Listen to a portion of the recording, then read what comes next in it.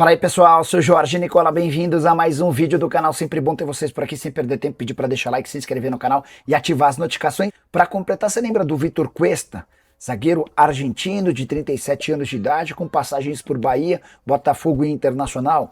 Ele acaba de deixar o News Old Boys e está livre no mercado. Use o espaço para comentário se você gostaria do Vitor Cuesta no seu time do coração sem custos. Que história é essa de que Mandaca quase foi parar no São Paulo envolvido numa troca por Patrick Lanza?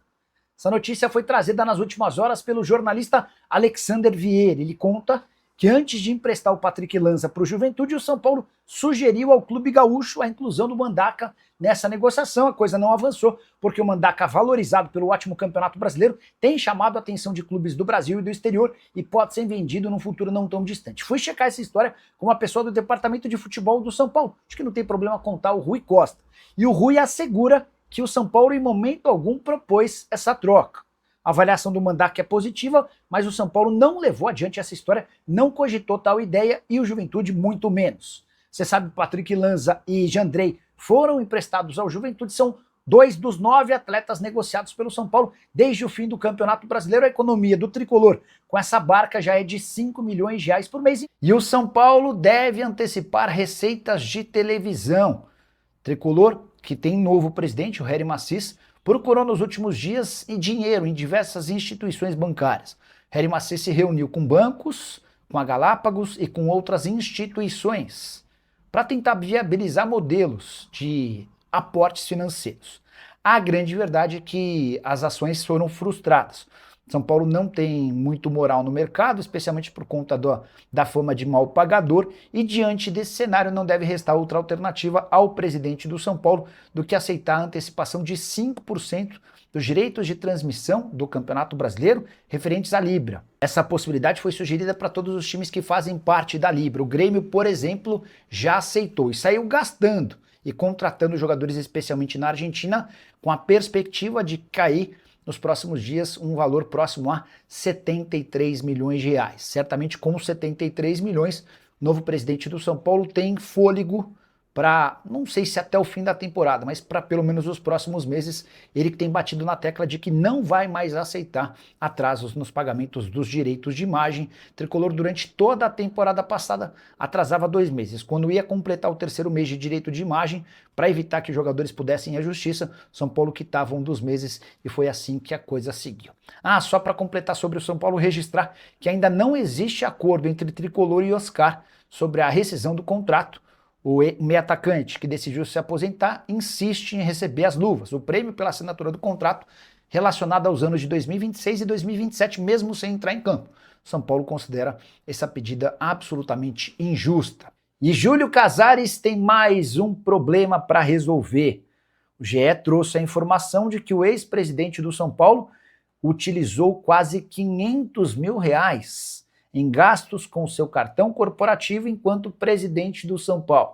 Júlio se defende assegurando que devolveu toda essa grana corrigida ao longo do 2º semestre do ano passado e antes de todos aqueles escândalos explodirem. Escândalos que envolvem venda de camarotes, entre outras coisas.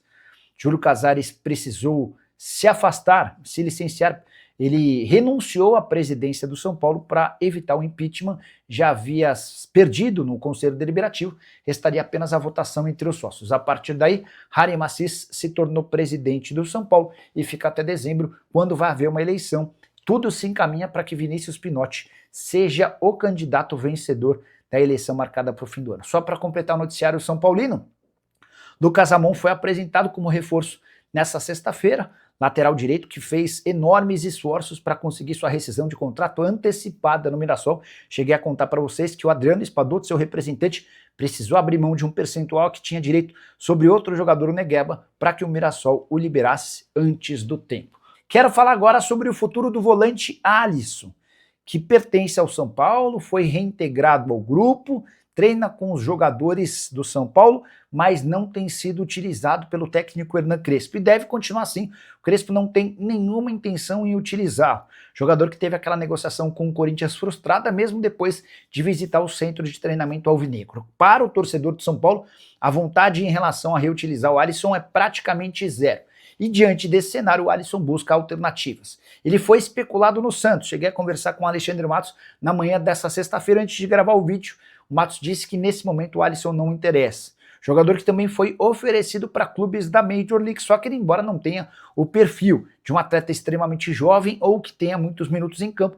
Aguardemos cenas dos próximos capítulos para o meio-campista são paulino, que enquanto era atleta do Dorival Júnior, chegou a estar numa pré-lista de jogadores convocados para a seleção brasileira.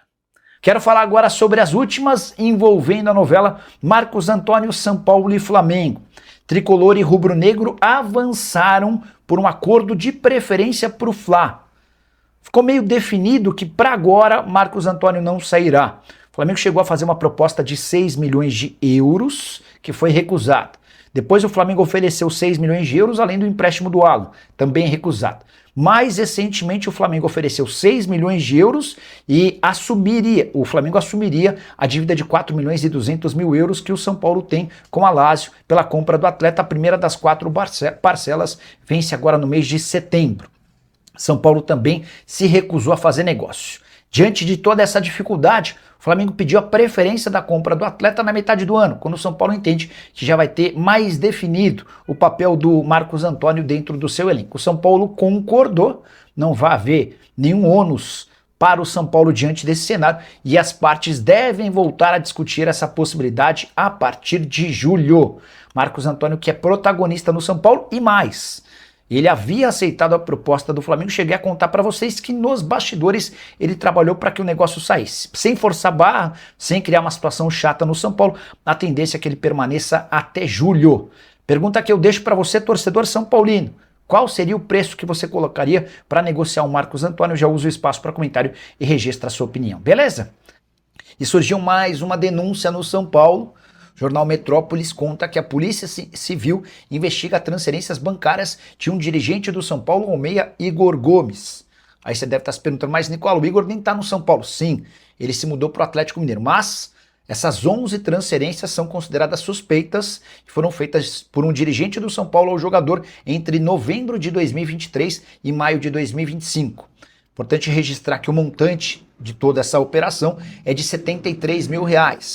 Grana apontada em relatório do COAF, o Conselho de Controle de Atividades Financeiras, como uma movimentação que consta num inquérito que apura supostas irregularidades e lavagem de dinheiro, além da venda ilegal de camarotes, aquela investigação da temporada passada. O relatório também indica transferência a uma conta nas Ilhas Caimã, paraíso fiscal em nome do Igor Gomes, somando R$ 46 mil. Por meio da sua assessoria, o Igor Gomes respondeu à matéria do Metrópolis, afirmando que essas transferências são referentes a um contrato de aluguel de um apartamento que ele tem vizinho ao centro de treinamento.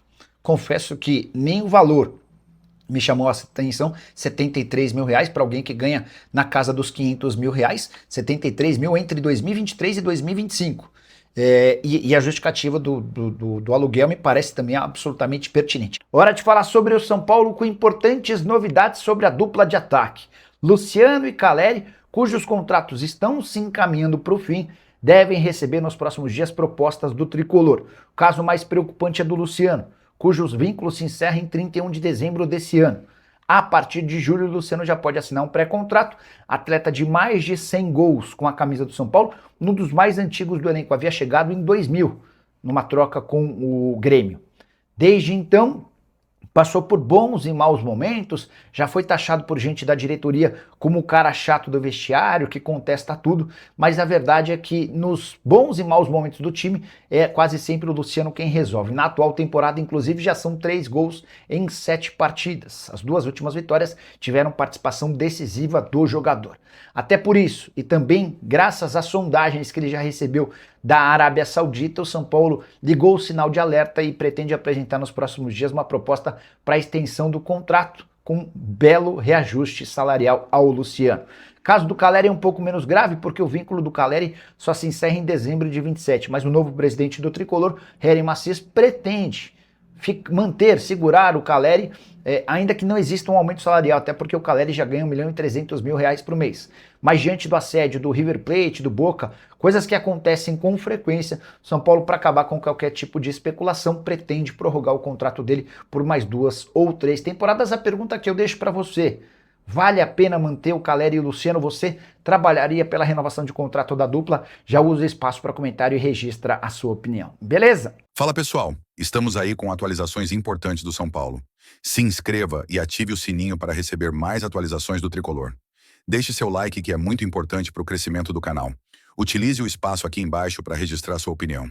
Ficamos por aqui com mais esse giro de notícias. Um abraço e até o próximo vídeo.